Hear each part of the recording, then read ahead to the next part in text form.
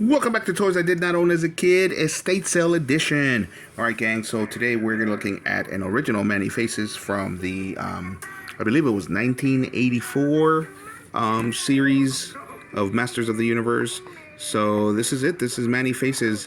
One thing that he has that I love is that feature that I've said several times that I wish they would have kept for the Motu Origins line, which is right here, the Thunder Punch feature. Where you pull him back, and then he's got a spring in the back, and he can punch the other characters. You saw his weapon fly off, so there he is. There's his weapon. So Manny Faces, of course, there's a reason why he's called Man-E Faces. That's because he has many faces, 3 to be exact. So he has a human-looking face, and then he has a monster-looking face, and he has a robotic looking face. So each one, if you saw the cartoon, each one actually had that personality. Manny Faces was actually an actor in Eternia, and for whatever reason these were supposed to be his greatest roles, so that was his regular face. And then whenever he turned into that monster, or he flipped his face to that monster, then he had that personality of the monster. And if he flipped to the robot, he had the personality of the robot. How that correlates to being an actor, I don't know. But in the mini comic, in the original mini comic, that's what the idea was, that each time that he changed faces, he had that personality. So robotic was neutral. Or maybe I'm thinking wrong. Maybe I'm thinking of a different character.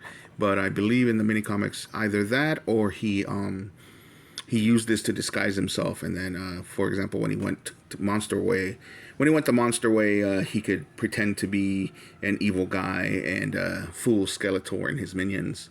And the same goes for the robot. And then once he actually revealed himself, so he was supposed to be like a spy, I believe, in the mini comics.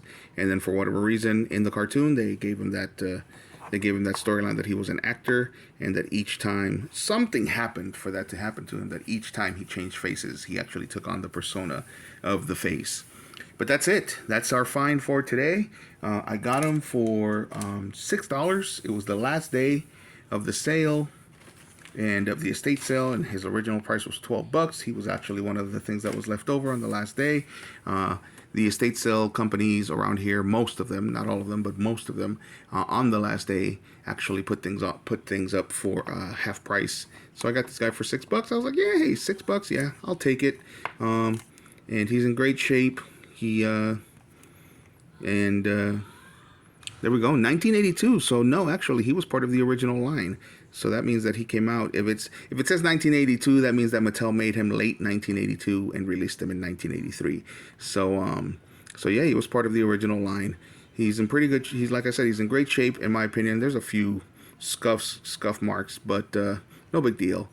He comes with his weapon, and as of late, I'm actually appreciating the original He-Man series way more than I did as a kid. So that's why I didn't own them as a kid, because I didn't necessarily like that they didn't have any articulation in the elbows or the knees. But I definitely always liked this play feature of the Thunder Punch. I thought that was cool. And these were aimed at 5-year-olds anyway. And by the time I actually got to play with any Masters of the Universe, I was more like 8. So, you know, there were other features that I liked that had already been introduced to G.I. Joe from the 80s G.I. Joes. And once you do that, you want articulation. It takes a toy has to be really, really cool for you not to want articulation once you've actually had a taste of it. But anyway, the video is getting long, so I'm going to cut it here. Thanks for watching. And as usual, if you liked the video, hit a like. And if you like the content, hit a subscribe. Thanks for watching, gang.